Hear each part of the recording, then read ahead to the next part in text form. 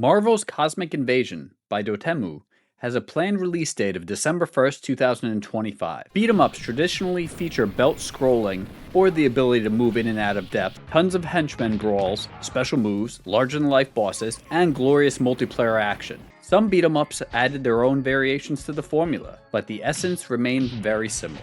In this video, you'll find 7 games competing for Marvel beat 'em up supremacy prior to the release of Cosmic Invasion. Duking it out for Marvel bragging rights are X-Men Arcade PS3 Edition, Spider-Man and Venom Maximum Carnage for the Super Nintendo, X-Men Reign of Apocalypse for the Game Boy Advance, Marvel Superheroes War of the Gems for the Super Nintendo, X-Men Mutant Apocalypse for the Super Nintendo, Captain America and the Avengers for the Sega Genesis, and the Punisher arcade version, as part of the Marvel vs. Capcom Fighting Collection, Arcade Classics, PS4 Edition. After this battle, stick around for initial impressions of the PC demo of Cosmic Invasion. Enough talk, let's brawl. Coming in at number 7 is X-Men Reign of Apocalypse, which is a traditionally designed, belt-scrolling beat-em-up for the Game Boy Advance, released in 2001. This is the lone portable game in this ranking. You are given a choice of 4 of the X-Men, including Wolverine, Cyclops, Storm, and Rogue. You can play multiplayer, but you do need to connect to another Game Boy Advance to do so. Gameplay here includes attacks, a jump, a health draining special, and a special meter special. There's a solid variety to what's here, and your special meter fills up quickly enough, but not so quickly that you can just spam special attacks. Each character has unique powers, with Wolverine doing a raging series of claw slashes, Cyclops shooting his laser, Storm pulling down a lightning storm, and Rogue, well, it seems she cocks her arm and throws a nice uppercut. I am all for expanding the roster of games, and not solely just rinsing and repeating what works. But Rogue's inclusion here seems to be a mystery, as her powers don't come into play in the GBA version, and what's here isn't remotely exciting to witness. Your hero selection is decent, and the requisite moves are there for the choosing, but you don't really have a chance to experience other heroes unless you want to play the entire game again. You pick your hero, and then that's your hero for the whole game. If you lose a life, you aren't offered a selection of heroes to choose from, which we see in X-Men Arcade, Captain America and the Avengers, X-Men Mutant Apocalypse, War of the Gems, and Maximum Carnage. If the experience was a blast with just a singular hero, this may have added to replay value by encouraging you to run through the game again. But, spoiler alert, this game is more akin to entering an enduring but rather boring marriage. One that, when it's over, you don't want to consider the prospect of it again. If you like lots of fighting and minimal travel time, this game is for you. As in most beat-em-ups, you fight, go across some screens, fight, go across some screens, and fight some more. Reign of Apocalypse is set up like this, but it feels like you go across half a screen or just one screen, and then you're battling again. Some levels feel like you've walked maybe 100 feet in total and the fights just broke out every few steps. It's almost as if all the basic enemies are watching you pummel their friends, while they're still within helping distance, but instead of helping, they just wait their turn to receive a good whooping, like some bizarre universe deli meat counterline. There are some level hazards here and there that spice up the situation a bit at least. And those hazards also are hazardous to enemies, so big kudos toward their fair application. Combat in Reign of Apocalypse is acceptably done. The first level or two feels decent, but right away, the hitboxes feel weird. Sometimes you'll hit an enemy, or they'll hit you, and there really was no contact. Usually games that struggle with hitboxes have hitboxes that are too specific. This game essentially lets the breeze made by your attack knock your opponent down, so you're dealing with the opposite. It's still reasonably fun for a bit though. Basic enemies include small sentinels, some Spider-Man looking guys, some Power Ranger looking guys, some other type of robots, and a few more. Basic enemy variety feels very limited. You'll make it through the first few levels feeling okay, but by level 12, the game just feels like you have rinsed and repeated everything so much that there's just not much fun left. Bosses include a gigantic variety of heroes and villains. As the story sets up an alternate dimension storyline, you'll face off against Nightcrawler, Bishop, Magneto, Psylocke, Sauron, Beast, Colossus, Juggernaut, the Blob, and many more. The sheer variety is rather impressive, but many of the fights aren't much to speak of and don't really offer a significant challenge outside of Juggernaut, who is probably the most difficult boss to face in the entire game. Another interesting combat detail is how enemies will gang up on you, but sometimes only 2 at a time while a third watches what's happening. This does help to conserve your health, but it's creepy, in a Michael Myers type of way. Also, projectiles are so slow moving in this game. I was tremendously ashamed of myself whenever I got hit with one, as I had 2 business days to dodge it. At the end of each level, you're awarded points to apply toward an upgrade system. I only ever earned 2 points, so I'm not sure if that's the deal or if it's performance based. Enemy battles do feel slightly easier as your strength goes up though, so your upgrades do have an impact. This is a really solid inclusion that adds an RPG type element to the game. Of note, if you do accidentally skip adding stats after one level, the unused points seem to not carry over toward the next end level stat screen, which was kind of disappointing. Regarding the art and sound design, let's start with the positive. The heroes and major villains are recognizable. Details were done decently enough, and although the resolution of the Game Boy Advance doesn't do the character sprites many favors, what's here is colorful and acceptably done. The backgrounds are a bit of a mess at times with a very sloppy design that lacks concise details. One of the larger issues, which was previously mentioned, is the short distance of each level. Each level does feel unique, but you really don't get to see that much of it because you're limited to only a few screens before the level is done. Music in the game is pretty enjoyable at times. Nothing really catchy, but it keeps the energy flowing.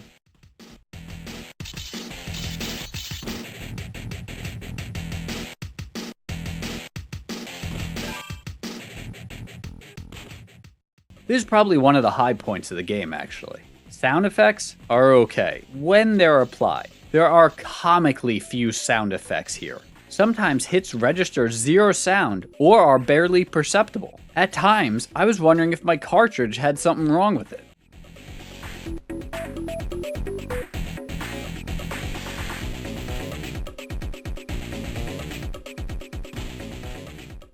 It's just stunningly quiet at times when it shouldn't be. The Game Boy Advance had its limits as a handheld, but it could do so much better than this. It's really just inexcusable.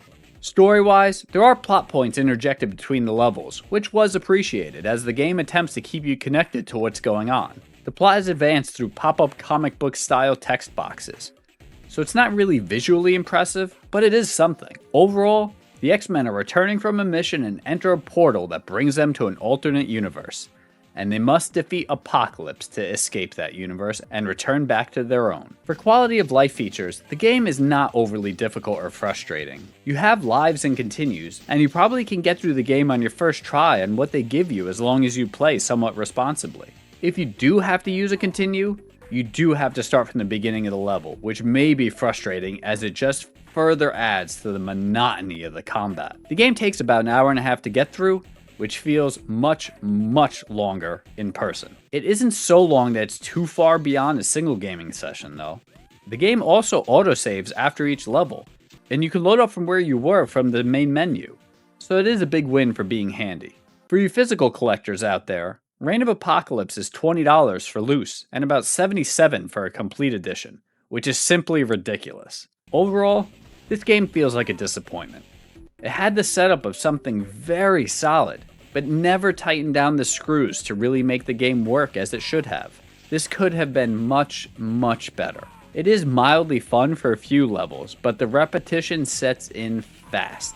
There really isn't much of a reason to pick it up again either, as the first playthrough is more than enough. Coming in at number 6 is Marvel Superheroes War of the Gems, which was a 1996 Super Nintendo exclusive. Made by Capcom, this is the spiritual successor to X-Men Mutant Apocalypse. Playstyle is very similar to that game in that it eschews belt scrolling and traditional combat for two-dimensional scrolling and a hybrid fighting game style combat system. This is also a single player only adventure. Much like X-Men Mutant Apocalypse, combat is done effectively and feels well crafted, but each hero also has special moves that can be activated by a Street Fighter II-esque moveset. This is a nice way to include special moves without having to use energy bars or sapping one's health. Captain America can toss his shield, Iron Man has his blasts, and Spider-Man has his webs. Applying basic attacks and special moves requires precise timing, as you need to be careful of enemies who try to get in front of you and behind you. Unlike a belt-scrolling game, there's nowhere to hide, so if you're surrounded, you're probably in for a world of hurt. Considering the control scheme is so similar to X-Men, it's somewhat of a surprise to report that this game feels off somehow. Slower, perhaps.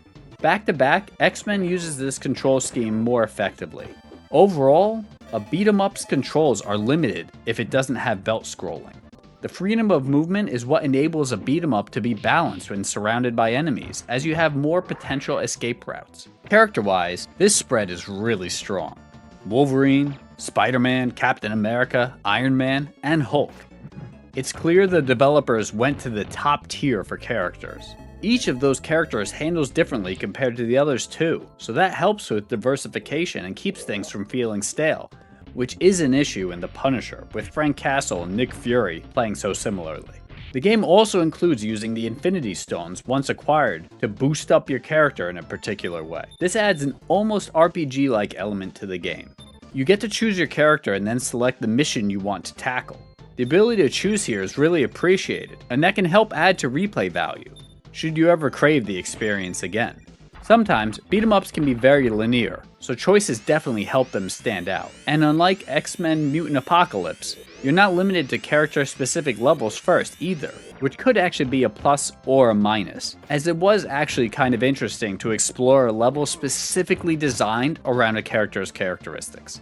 With that said, the developers must have been dehydrated or something, as 3 of the initial sets of levels have you either entirely in water or partially submerged. The Amazon has you fighting through a river, the aquarium completely submerges you, and Dr. Doom's place also submerges you. The controls of this game already felt somewhat sluggish, and this is further exacerbated by slowing down your chosen character as they plod through water. Beyond that, trapdoors close and require that you smash through them quite a bit. I don't mind a little interactive level design. On the contrary, I actually really enjoy it and find that it brings the level to life. But this is not how to do it. You're barely moving as is, and every few steps you need to stop and destroy a wall. Enemies and bosses include various demon-looking things that escape my knowledge of the mythology, as well as evil doppelganger iterations of Wolverine, Iron Man, Hawkeye, Vision, and more.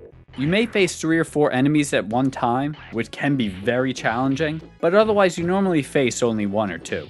The enemies in this game just felt somewhat uninspired, and aren't much fun to fight. They do look solid though.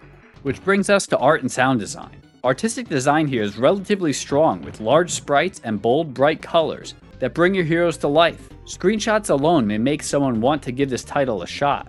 Levels have varying effects like running water in the Amazon and a snowstorm in Alaska. The game doesn't look quite as fresh as X-Men Mutant Apocalypse did, but the main character sprites hold their own against even the X-Men Arcade and Punisher sprites.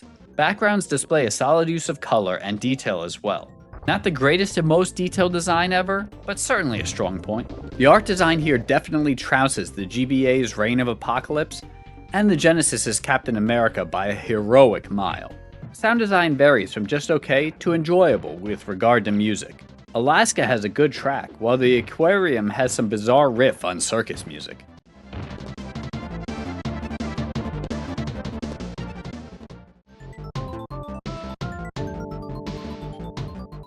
Attacks and hits aren't anything special, but there are abundant noises throughout, such as when Wolverine scales a rock face with his claws, so your ears won't be lonely.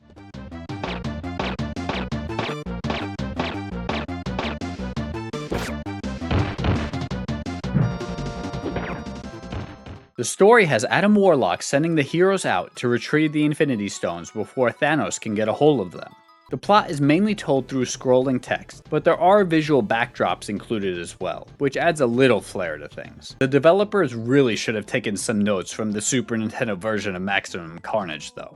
With regard to quality of life features, War of the Gems can be pretty rough. The difficulty level is fairly high and unforgiving. It is fairly easy to be overwhelmed by even basic enemies, and especially by bosses. If you lose a character, that character is dead until you retrieve a recovery item. This isn't a bad system, but the game can be very challenging even from the get-go, so the recovery items become more of a necessity than an option.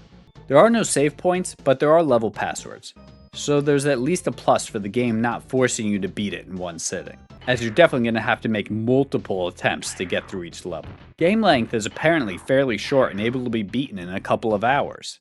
I can't really attest to the game length though, because in all honesty, I played this after X-Men Mutant Apocalypse for this review. And right off the bat, Marvel superheroes seemed similar, but worse. The game looks pretty solid, but it isn't all that fun to play if you're not coming well equipped with a heavy level of nostalgia. As kids in the 90s were desperate for quality comic book games after tasting LJN's and Acclaim's funk for years and years, games that look like this drew a lot of attention.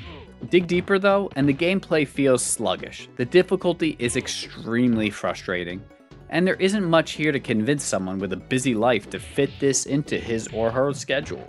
There's a sense of irony here too, as Marvel Superhero sits at the 6th spot in this comparison and is miles behind a far superior LJN title. Go figure. So, basically, I realized that I became beyond frustrated with X-Men Mutant Apocalypse, and that game is superior to this game. So I decided to cut my losses and end my torture without completing Marvel Superheroes War of the Gems. As some saving grace, what's here is still interesting enough to place it above Reign of Apocalypse and its endless monotony. For you physical collectors out there, War of the Gems will run you about $40 for a loose copy, and up to $200 for a complete edition. Considering its ranking here, think on that complete edition for a bit before you whip out that cash. Coming in at number 5, X-Men Mutant Apocalypse is a hybrid beat-em-up released in North America in 1992 for the SNES. Over 20 years on, the saying, "sometimes it's better if you never meet your heroes," still holds true. But first, let's discuss gameplay. Mutant Apocalypse doesn't really qualify as a traditional beat-em-up as it lacks belt scrolling, with no movement in and out of depth. But the game does toss in some light platforming if that's your thing. Belt scrolling is not replaceable with light platforming, but the game does have some interesting things going for it, one of which is not the fact that the game is limited to a single player experience.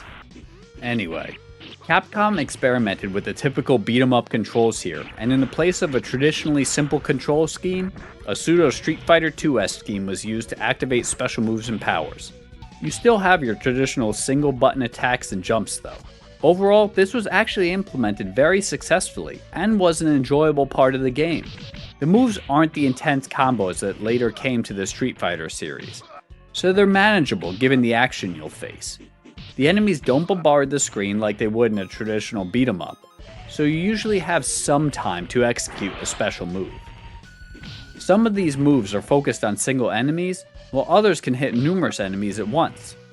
Wolverine has a claw dash that impacts several enemies up close and personal style.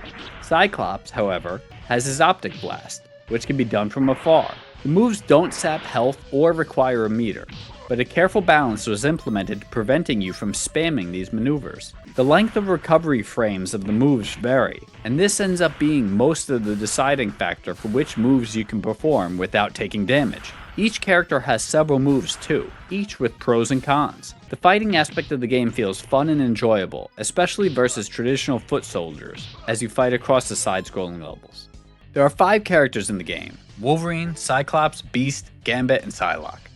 Initially, Mutant Apocalypse assigns a different level to each mutant, and you can choose the order but are required to complete the level with a specific character.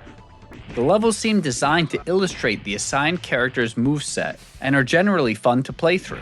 Once you beat the original 5, there are a new set of levels, but you then are forced to pick the right hero for the job, and there is a right and wrong hero here.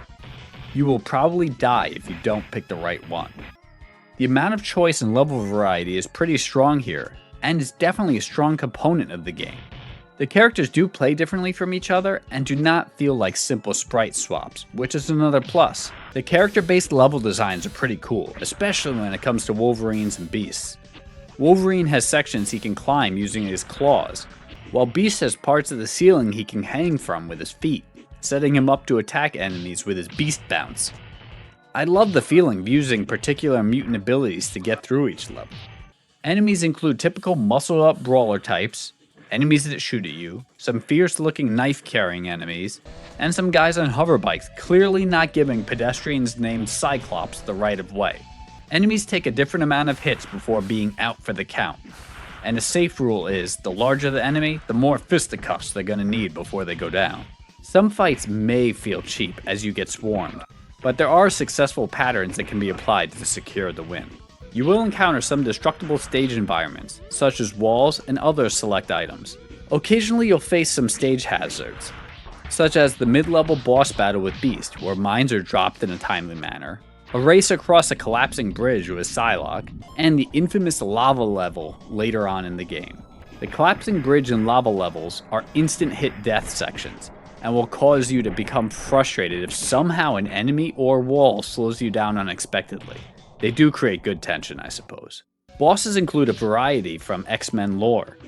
You have a Sentinel, a few Sentinels, a much larger Sentinel, a train, an airship, Tusk, Apocalypse, and more. Boss battles include a combination of pattern recognition, a bit of luck, and during later levels, proper hero choice. For most boss battles, you're going to die the first time you meet them, and probably subsequent times until you get the hang of how to fight them. Bosses tend to be able to attack much quicker than you can react, so you're guaranteed to suffer through some damage. This is where the design of the game goes wrong, and it's infuriating. You will learn how to get through the first bunch of levels, but you only have 2 lives per character. If you die in a character's level, you start all over from the beginning of that character's level. Some basic enemies pack quite a punch, so if you don't play perfectly and aren't able to find another health item before the boss battle, you're going into that fight in a weakened state. And if the boss rocks some cheap hits, you're toast. If you die with a character, you are able to actually get revive items to bring that character back, but this experience really is frustrating, as that means you really have to just repeat that initial character's run again. The boss fights are very cheap at times, and often demand close to a perfect performance. Coupling perfect runs and a punishing continue system yields huge amounts of frustration. An example of this would be when battling the Sentinel as Psylocke. It sometimes shoots back-to-back laser beams quicker than you can actually physically dodge them. The battle with Apocalypse involves Apocalypse switching between attack methods. Some are dodgeable, while others come at you so fast that you're just getting hit whether you're skilled or not. Then back to the beginning of the level you go. Regarding the sound and art design, X-Men Mutant Apocalypse makes a strong case for itself. Sound design is decent, if unremarkable. It isn't grating, but it isn't super enjoyable. There are sound effects for all attacks though, and enemies grunt when hit. So with sound, this kind of lands in the not special, but certainly serviceable.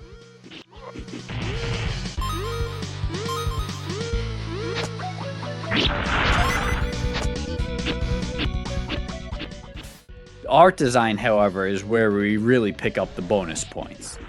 The character sprites of the main characters, foot soldiers, and bosses are just amazing. Colors are vivid and details are plentiful. The boss battle between Wolverine and the Sentinel under construction is just brilliant looking. The Sentinel has some of its face remaining to be assembled too, which is a cool detail. It tries to shoot Wolverine with lasers from its eyes, which actually glow before shooting, which is also just another fantastic attention to detail. Comic fans had waited a long time for a Marvel game that brought the goods to home consoles. This and the X-Men games for Sega Genesis gave us 80s kids hope that the dreck that came before was a thing of the past. Regarding quality of life features, Mutant Apocalypse is a mixed bag, and one that is very dependent on who you are as a gamer. The game is notoriously difficult, and is often unforgiving. Cheap hits, unfair boss fights, and a rough continue system make for some very frustrating times. If you're the type who relishes punishment, and your idea of weekend fun includes activities which require a safe word, then this might be for you. You do get passwords later on, but the game remains super hard and super cheap and introduces levels that serve as puzzles, making you test each hero to see which one actually can beat the level. This isn't rewarding, it's annoying. Game length may be a couple of hours if you're really good at this, but it could easily be much more as it requires constant rinsing and repeating to succeed. And once again, in all honesty, I didn't make it. Hours and hours spent, and only a struggle was had. There are no quality of life codes, but there are level passwords available should you want to jump around. For you physical collectors out there, Mutant Apocalypse will run you about $20 loose and $76 complete. it's probably worth the loose copy. Overall, I wanted to love this game, and it is regarded as one of the best 90s comic book based games, and a beat 'em up. And I absolutely loved the X-Men comics back in the 90s, but the game is punishingly difficult, and if you don't have hours upon hours upon hours to try and try again, you're just bound to fail. That's not a good game for anyone who doesn't have the time or patience to dedicate so much time to a short game. It also lacks belt scrolling and multiplayer, which is a double whammy for a beat 'em up. The game is worth a pickup for the art and unique play style, but home versions of beat 'em up should be a cathartic experience, and this just doesn't fulfill that need in the way that it could have and should have.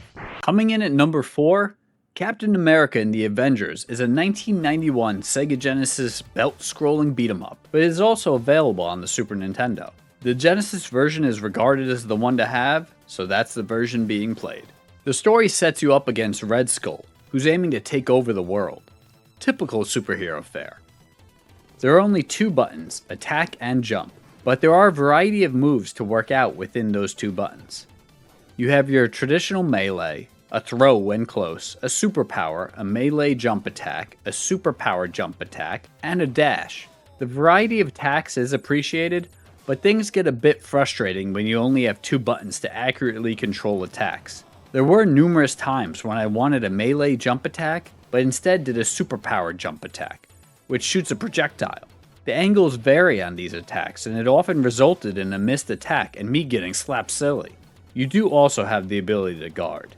Beyond that, the melee attacks just feel off. The hitboxes seem to be very particular, and your hero seems to have Benadrylled up before going out to save the planet. The necessary strategy seems to be hit, leap away, hit again. But that's not always easy to do, as some enemies on screen are launching projectiles as you try to get cover. At least your superpowers don't sap your health bar, a la X-Men Arcade. The superpowers are projectiles with each character using their obvious powers or abilities. It's cool to use, but at times doesn't feel all that, super. Your basic foot soldiers are Hydra soldiers.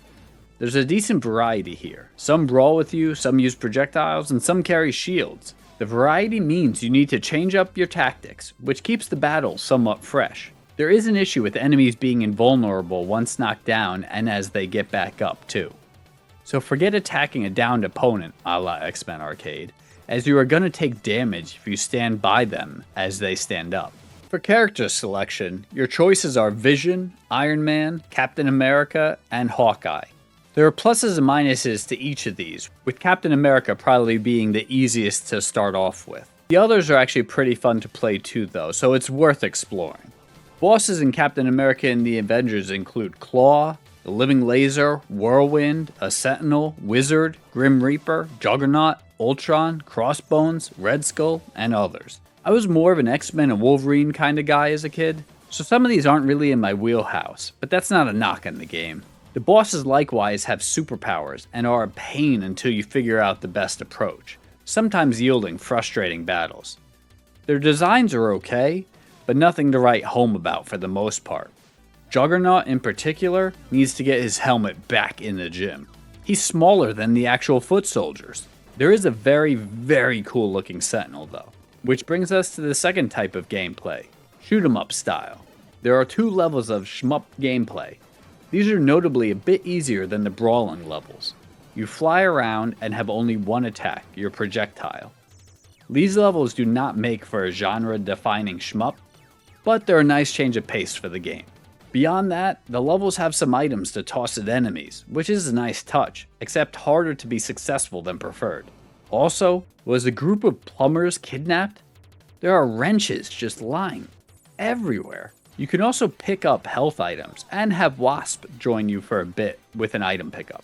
Art style in the game is decent, but not great. Character sprites are discernible and decently sized, but a little more size wouldn't have hurt, at least according to my ex. Animations are a bit stiff as well. The levels have enough going on to keep your interest, especially the beat 'em up city level, which looks nice.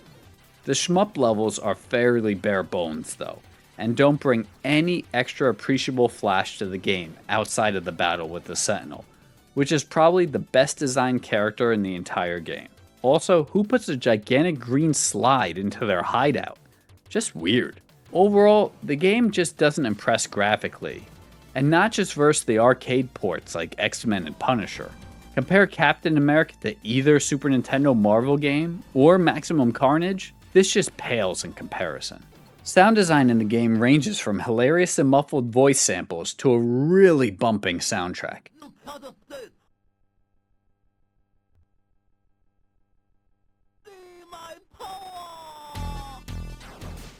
The music in the game is fantastic, definitely a big positive.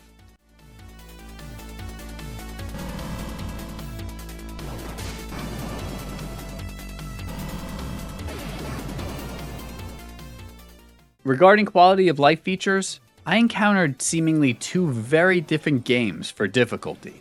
When playing 2-player on medium or easy, it was very frustrating at times and felt extremely unfair. Enemies took too much punishment and hits were destructive to our heroes. Playing single player, there are still some aggravating boss fights, looking at you, Helicopter Man, but overall, the game felt reasonably balanced if you played carefully. Just strange. Also, the game features a life bar and continues, but there's no way to get more continues. When you're out, back to the beginning of the game you go, which just feels awful. With that said though, going back isn't that far, as the game only takes about 45 minutes to beat. There are no quality of life cheat codes, but if you're playing single player and are about to die permanently, you can join in as a second player and just continue on with them.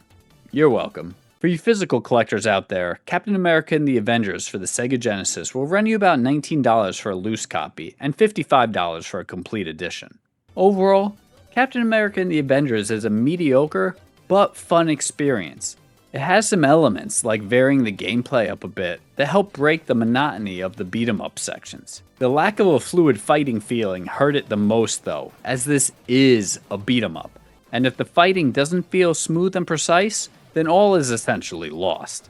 It just could have been so much better. I've heard the arcade version is superior, but arcade version or not, poor combat isn't acceptable just because of the Genesis's lack of power when compared to the arcade.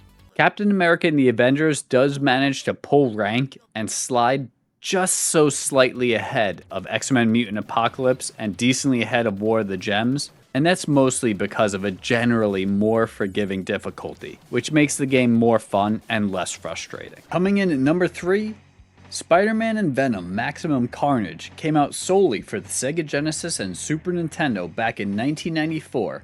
Maximum Carnage is a traditionally styled beat-em-up with the delicious belt scrolling we've come to love and appreciate, but it was limited to single player only. Gameplay is relatively simple here, but the game does tailor the controls to its heroes, Spider-Man and Venom, which helps it stand out from the pack. You do have your typical attack and jump buttons, as well as a special maneuver for each character. But in addition, Spider-Man and Venom have abilities allowing them to shoot webs, or whatever Venom shoots out, climb walls, and swing from webs. Additionally, while similarities exist, Spider-Man plays a bit faster, and Venom a bit slower but stronger, which helps differentiate them. Furthermore, the game offers branching paths based on hero choice points at times. These are different levels, and not just character swap outs. It's really a tremendous standout from every other beat 'em up here. The controls are simple enough to get used to quickly and work very well to control both characters. There's no penalty for web usage here either, so you can use it to your heart's content. There is, however, strategy to using the web powers, as recovery time can be lengthy, and should you be surrounded by enemies, you won't have enough time to capitalize on the maneuver without taking damage. This is another strong suit of the game, as it encourages the player to quickly consider strategies of attack instead of mindless button mashing. Special moves consist of a spinning kick for Spider-Man and a spinning clothesline for Venom. These do sap some power though, so they must be used sparingly. It really isn't that hard to control using these though, as there's literally no flair at all to the special moves here. It isn't like one would compare a kick to Cyclops' blast in one of the X-Men games. Especially considering your heroes here, something a bit more special would have been appreciated. When it comes to wall crawling, that skill can be used to escape harm from riffraff, search for hidden items, or survive a boss's insanely lethal attacks. There's a whole, albeit short, level dedicated to wall crawling. The game isn't overhanded with its usage, but it does come in handy. There are plenty of ways to go about the game, and the controls work very well. They feel responsive and enemy hitboxes are appropriate. The combat in this game has held up remarkably well and feels fun and engaging. For enemies, there are a variety of basic foot soldiers, and when I say basic, I mean basic. Carnage is influencing the city, and his influence turns basic folks rocking trench coats, umbrellas for the rain, and those rocking larger sized waists to villains. The enemies don't really look special, but that's actually part of the story, so it makes sense. Also, if you ever wanted to fear a girl with a long ponytail, this game is for you. The enemies themselves aren't necessarily too threatening singly, but the game tends to really overwhelm you with enemies at certain points, and this is where some of the challenge lies, which I'll touch more on later. For bosses, you have Doppelganger, Shriek, Demogoblin, Carrion, the Muzzoid, and of course, Carnage. With the exception of Muzzoid, you'll face all of the above repeatedly as the battles rage across the entire city, and the bosses don't stick around to let you truly defeat them.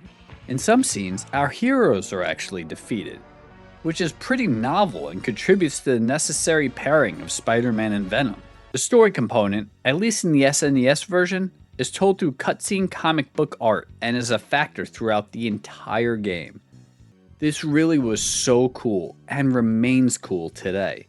Top-notch presentation, especially among beat-em-ups that usually set up a base storyline and then don't dive in any further. Other heroes make an appearance too, so fan service is strong. Even beyond the story component, Spider-Man and Venom can call down the likes of Cloak, Morbius, Captain America, Firestar, and more for an assist with action. It's a nice inclusion. Regarding art and sound design, the game is a solid pleasure to look at. It doesn't quite hit the heights of X-Men Mutant Apocalypse, but that game had fewer on-screen characters with which to contend. There's a solid amount of details here, and animation is decent throughout. Just the way the game demonstrates Venom's increased strength by letting him carry large items like he's serving up a Domino's pizza is fantastic. The sound is likewise done well. Punches and other hits sound good, and there are sound effects for most actions.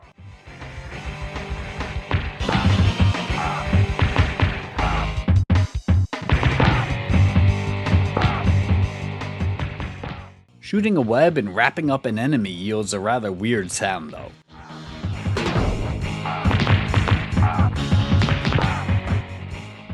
Music is rock focused and energetic throughout the game. Very solidly done and adds to the enjoyment.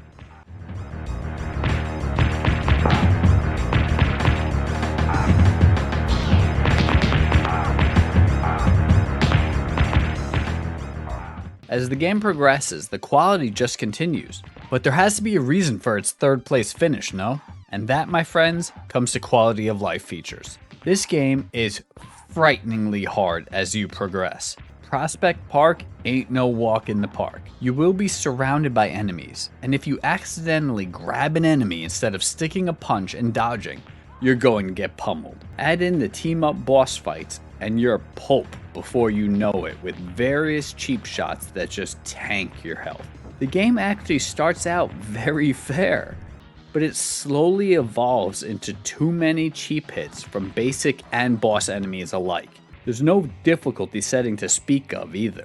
Maximum Carnage is not super short for a beat 'em up, and can take up to 2 hours if you don't have to repeat the game in its entirety over and over. The game gives you one continue and several lives, but you will easily go through them, and then you have to restart the game. Perhaps this was done to make the game make you work for your purchase, but it's infuriating if you don't have the time to repeat up to 2-hour sessions over and over again. No save points, no mid-level checkpoints either. There are hidden rooms that can give you access to health and extra lives, but even those will require a guide.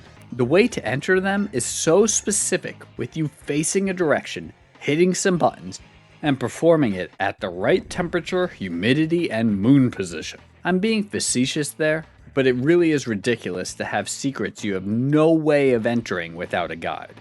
There are codes for extra lives, continues, and an extended health bar.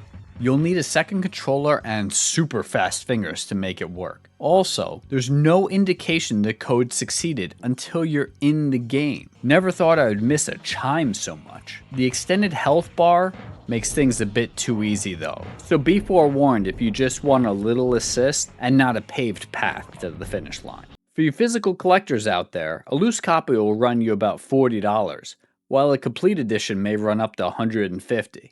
This is definitely a game to have physically, just because of the cool cartridge color though. Maximum Carnage was an excellent game for the first few levels. Truly excellent. Strong art, multiple pathways, excellent story, and fun combat without too much button mashing. The difficulty ramp up probably left countless kids empty of the satisfaction of completing this game. It's rare when a game shows true signs of genius, and then just goes completely off the rails with difficulty.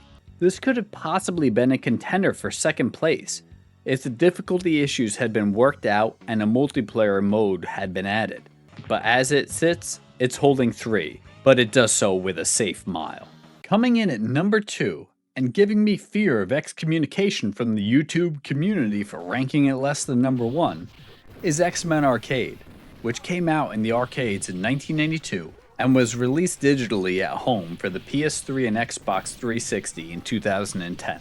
It's also one of the reasons that they'll have to pry my PS3 from my cold dead hands someday.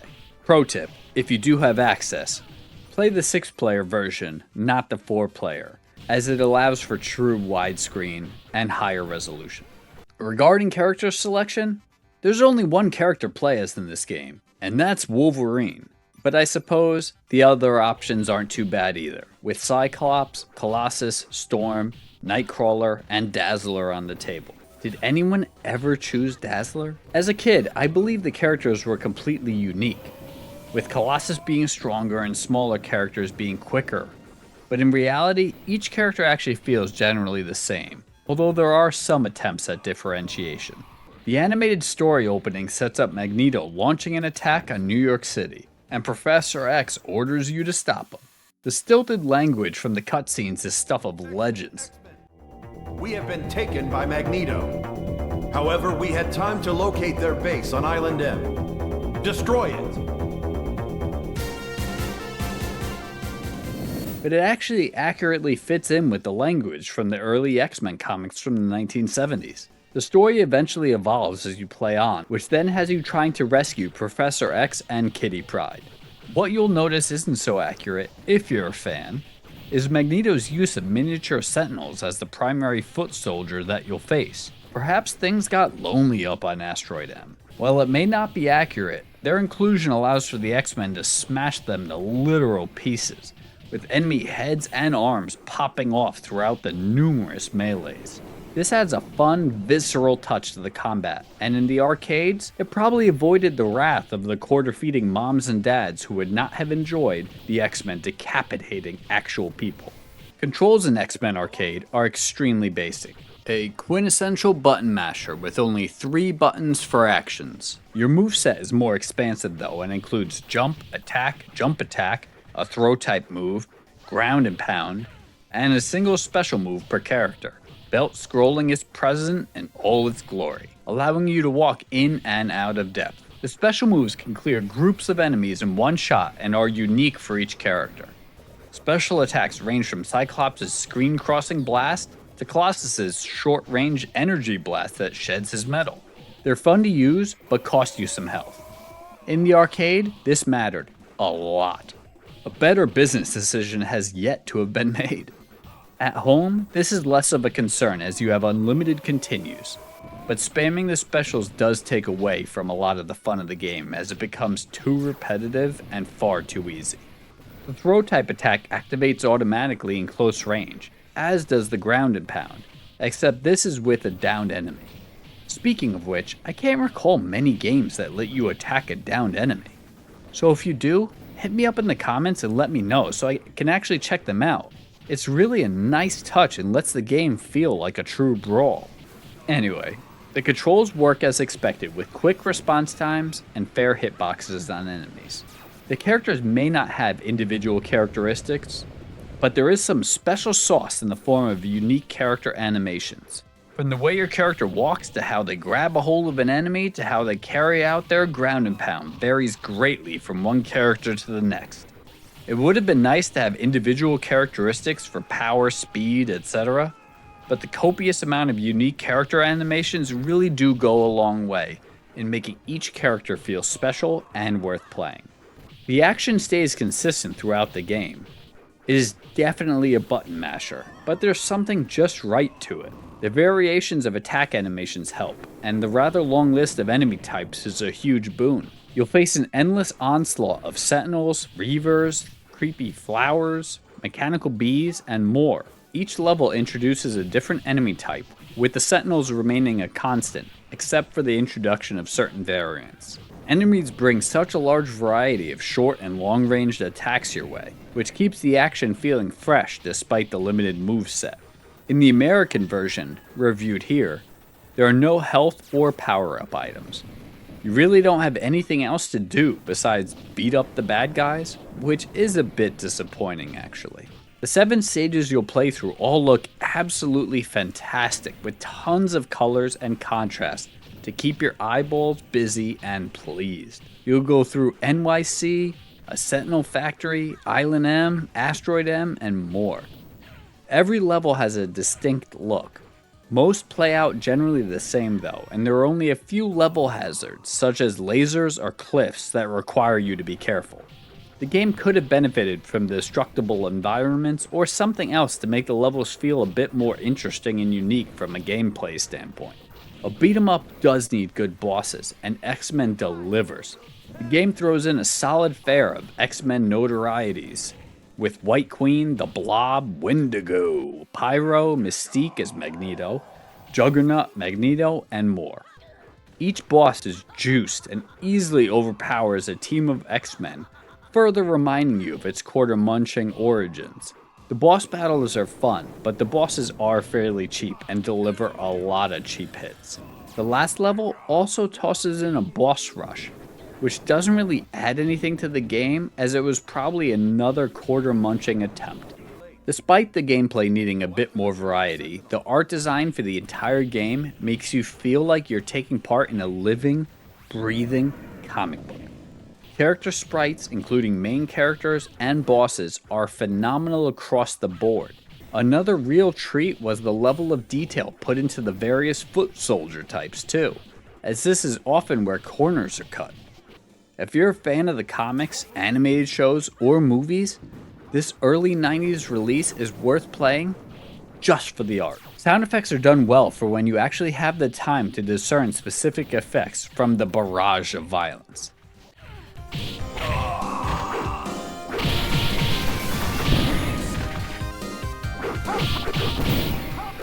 Hits sound good and voice samples are clear and supremely cheesy. Iowa will turn you to tough. Not will flatten you. Nothing. Where's that? Each boss basically introduces him or herself by name too, should you not be a walking encyclopedia of comic book characters. Music for the game is fine and disappears into the background amidst the abundant action. Nightcrawler.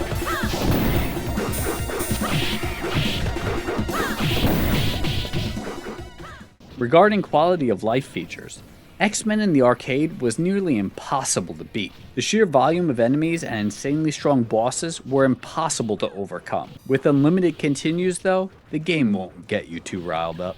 It'll take about 45 minutes to an hour to beat the entire game. Multiplayer is present, and although you can certainly have a fun run on your own, the experience is made all the better having some sentinel crushing fun with friends or family. The home release actually supports up to 6 players, like the arcade, so you can even invite that cousin you don't like so much to join in on the chaos. For you physical collectors out there, you're out of luck as it never was released physically. Someone should find a way to incorporate this game into some compilation. People will buy it just for this game. Make it happen. Overall, X-Men Arcade is a perfect example of the sum being more than the parts. You have a large roster of characters and fantastic artwork, but you lack power-ups, destructible environments, and anything else to do besides mash buttons. While those issues and the heavy reliance on button mashing do keep X-Men from achieving the crown, to the upset of many I'm sure, it holds a very close second place to the king of Marvel beat-em-ups leading up to Cosmic Invasion's release. Welcome to die! Coming in at number 1 and having me relocate to witness protection for fear of reprisal, The Punisher is a Capcom arcade beat-em-up released in 1993 in arcades and on the Sega Genesis in 1994. The Sega Genesis copy commands a premium currently, but the superior arcade version was included with Marvel vs. Capcom Fighting Collection Arcade Classics, which was released on various modern consoles for less than the cost of a single copy of the Genesis version. The modern release of the arcade version is included in this review. What you have here is an excellent and mostly, but not completely, traditional beat-em-up. Belt scrolling? Check. Numerous bad guys? Check. Various levels and simple controls? Check and check. You have jump, attack, and special move buttons. You can combine jumps and attacks, of course, and the game does engage a throw mechanism when you're close, which is super handy as the enemies become a projectile knocking down other enemies. Special attacks include a leg sweep and grabbing an enemy by his or her legs to spin them in 360 degrees before launching the enemy out. It is pretty cool to watch. These moves, however, do tax your health bar a sliver, so you can't spam them non-stop. Compared to some of the other Marvel games, these special attacks lack some of the visual feast of other heroes, but they still do the job and realistically fit the character's lack of superpowers. You do also have the option of jumping into the air and tossing down a grenade to clear a group of henchmen, and that is only limited to the number of grenades you have. The grenade drop is both effective and very cool to watch when the burning bodies are tossed in different directions. Where the game stands out a bit is how it lets the Punisher enact his special brand of justice. There are times when Frank is given a gun and can just start obliterating common enemies. The gun types include a handgun, rifle, Uzi, or a flamethrower. Frank ain't interested in sending crooks to jail in the comics, and that holds here as well. Additionally, there are numerous items Frank can pick up to aid his assault, including knives, wooden bats, jousting lances, throwing stars, barrels, boxes, and more. The wide variety of accessible items is pretty awesome and lends us some great in-game variety. But one does have to wonder if there was some type of sale on the in-game knives. Everyone is packing one of these babies. The brutal weapons are also result in some slightly graphic blood spurting from bodies as you go from one to the next. It isn't Mortal Kombat levels of gore, but the game definitely has more of an appeal to more mature audiences, which is a gigantic standout for Marvel games of that era. Mr. Barbecue here agrees with me. The gameplay and controls are just superb though. Hitboxes feel just right, character movement is well balanced, and the game just flows. For character choice, you can play as the Punisher or Nick Fury, so the selection of characters is definitely lower compared to pretty much any other Marvel beat-em-up outside of Maximum Carnage. This is probably the weakest part of the game. Fury looks cool and does have a unique special move, but beyond that, there really aren't any appreciable differences between the two. Pick either one and gameplay is essentially the same.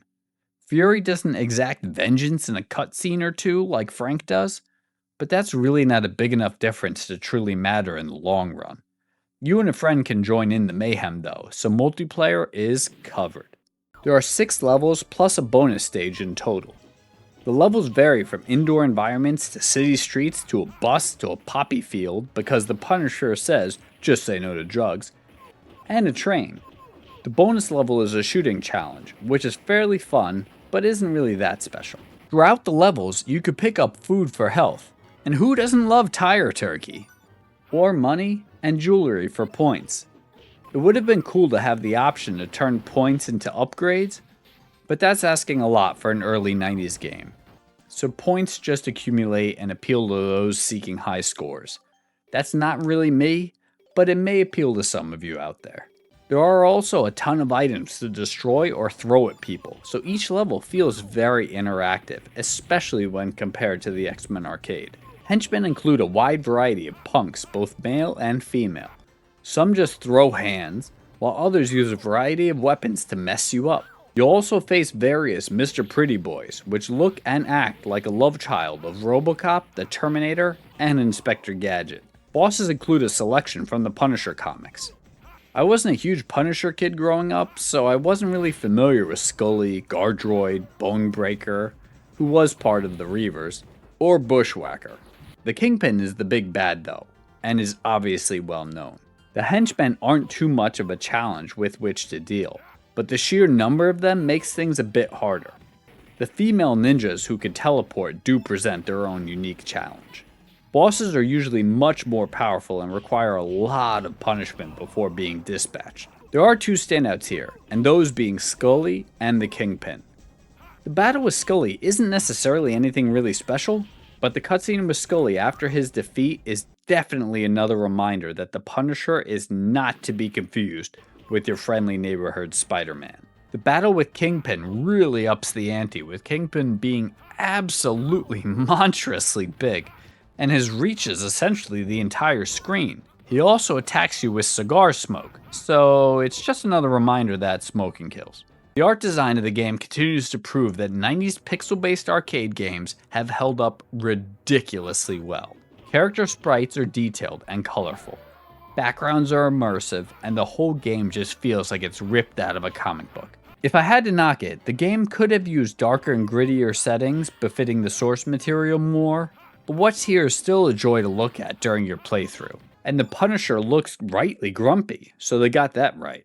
Sound design of the Punisher is equally enjoyable.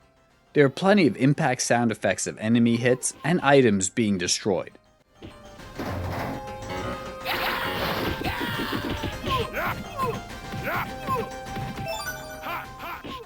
Enemies have a few groans when taking damage to keep things interesting too. Some of the voice sound effects may get repetitive over time, but it isn't too bad.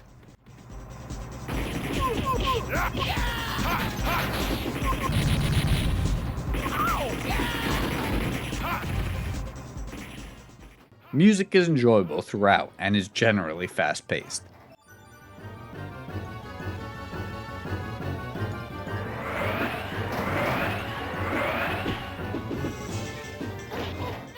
Regarding quality of life features, the Punisher is a very solid experience. It is an arcade game through and through though, clearly designed to take your lunch money but keep you coming back for the fun gameplay. At home, with unlimited continues, there isn't much worth sweating over. You do have a countdown clock with which to contend, but it resets whenever you die, and you could just keep continuing through the onslaught of enemies. You respawn right where you died too, so there's no real frustration here. Of note, and as a wonderful attention to the source material, your death and continue screen consists of what looks like Micro performing CPR for Frank, and Alexander Pierce for Fury.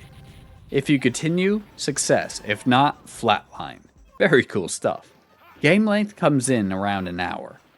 This is an easily replayable game. Modern versions allow for saves too, so if somehow you don't have the hour to put in, you can load up your save.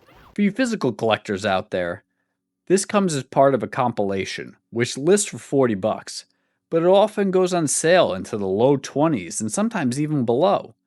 And then you get a fantastic collection of X-Men fighting games on top of this too. Overall, this game was a blast to play.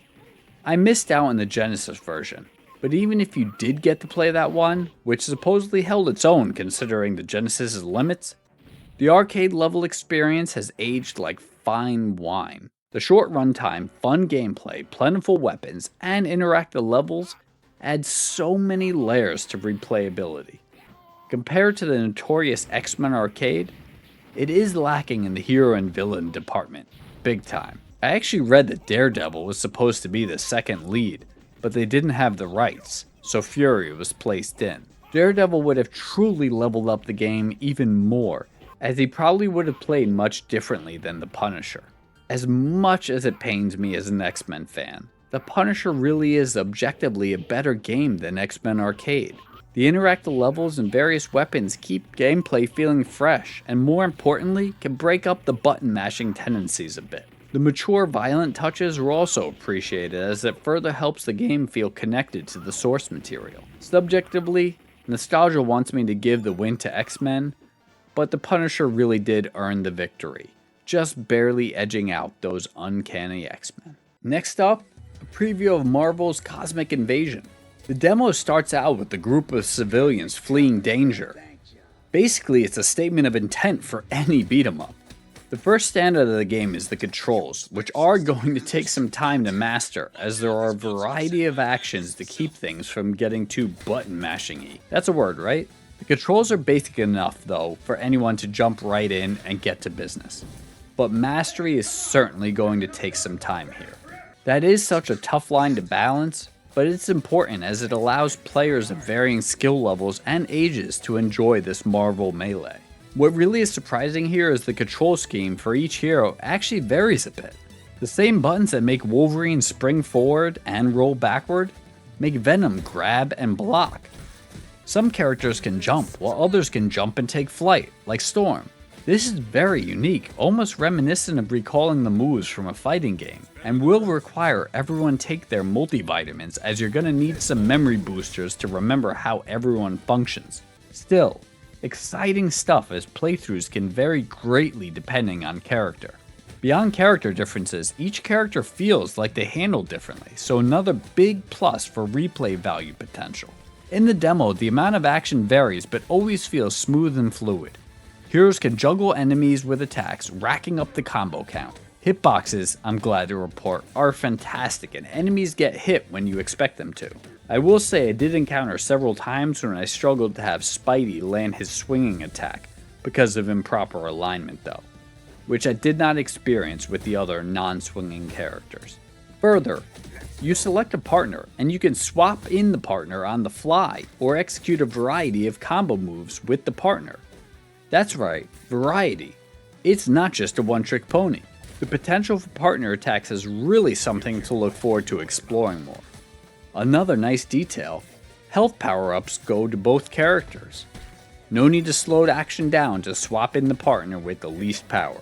However, it does seem like ground and pound is not an option, a la X-Men Arcade, which bums me out a bit. As a little bonus though, you can send enemies flying back and into another enemy, knocking both down, which makes you feel pretty badass, and is a very cool feature as this can help you deal with multiple enemies to battle. Heroes have two different power moves they can activate. One uses orbs, or something like that, for lower level powers, while the other uses an energy bar for ultimate special moves. The orbs fill up faster than the energy bar. They fill up at different rates, and this system seems like it has great potential to let you feel like a superhero without letting you spam ultimate moves to no end. Definitely better than sapping your health too. The levels do not seem to have the interactive qualities like the Punisher Arcade version exhibits, so hopefully some of the later levels toss in something more to play with. Enemy variety seems decent here too, with some enemies having shields to protect them, some brawling, and some having projectiles. Boss battles are your traditional fare. Bosses have health bars as opposed to having them start to blink when injured. The battles with Beetle and Taskmaster are both fun to go through. Hopefully what lurks beyond this holds some greater surprises. Visually, the game is fantastic with a hand-drawn animation appearance. Plenty of details on all characters and enemies, detailed surroundings, and a wide color palette. Animations are fantastic, the game is just a sight to behold. I'm pretty sure there's no suspense in hoping for some mature violence displays like blood spurting in the Punisher, but that's fine for a game like this. What's here visually is already among the best of what previous Marvel beat-em-ups brought before. Music seems to be well suited for a superhero adventure.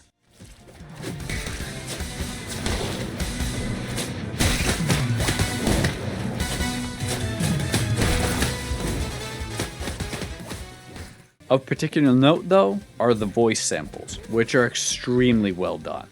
The voices sound good, but beyond that, the comments made by each character are reflective of who the character is. which is rewarding to anyone who is a fan of the comics and Spider-Man's cheesy sarcasm. Even the powers from beyond the stars Knockout recognize the City. signs of Modon's intellect. Sit this one out.